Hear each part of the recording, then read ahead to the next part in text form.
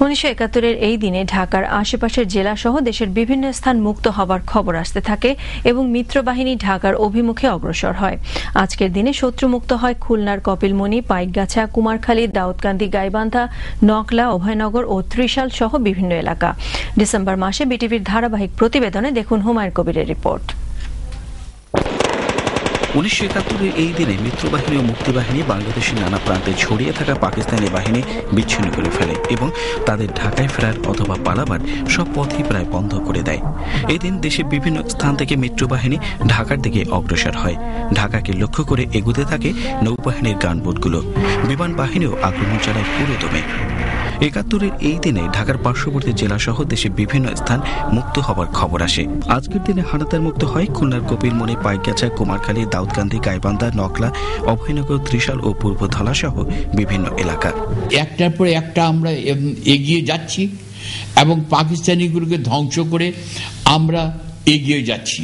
প্রথম যেটা করেছিলাম সেটা হলো শেরপুর সাদিপুর। দুর্দান্ত একটা অপারেশন হয়েছিল এবং ওদের বোধহয় প্রায় 10-11 পাকিস্তানি মারা গিয়েছিল এবং আমরা সেই জায়গা দখল করেছি। আর একটা জায়গা হলো কানাইঘাট অপারেশন।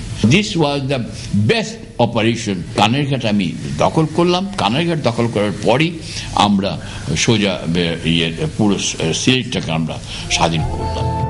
1971-এর এই দিন ছিল খুলনার কপিলমুনি মুক্তিযোদ্ধাদের জন্য আনন্দের দিন। এদিন মুক্তিযোদ্ধাদের বিজয় সুনিশ্চিত দেখে হানাদার পাক সেনারা বিভিন্ন স্থান থেকে পিছু হটে পালিয়ে যায়। আজ দাউদকান্দি মুক্তি দিবস। কুমিল্লা মুক্ত হওয়ার খবরে দাউদকান্দি ও চান্দিনার মুক্তিযোদ্ধারা দ্বিগুণ উৎসাহ নিয়ে পাক সেনাদের উপর ঝাঁপিয়ে পড়লে ঢাকা চট্টগ্রাম মহাসড়কের বিভিন্ন স্থানে অবস্থান নেওয়া পাক সেনারা এদিন ঢাকার দিকে পালিয়ে যায়। জয় বাংলা একটা স্লোগান।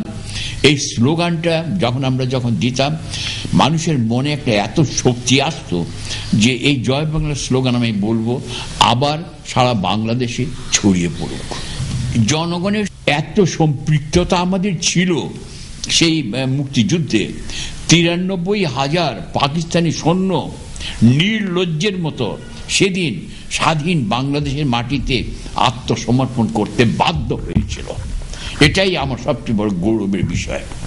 71-এর এই দিনে শেরপুরে নকলার মুক্তিযোদ্ধারা নকলাকে পাক হানাদার বাহিনীর কবল থেকে মুক্ত ঘোষণা করে এবং স্থানীয় নকলা পাইলট উচ্চ বিদ্যালয় মাঠে আনুষ্ঠানিকভাবে স্বাধীন বাংলাদেশের পতাকা উত্তোলন করেন।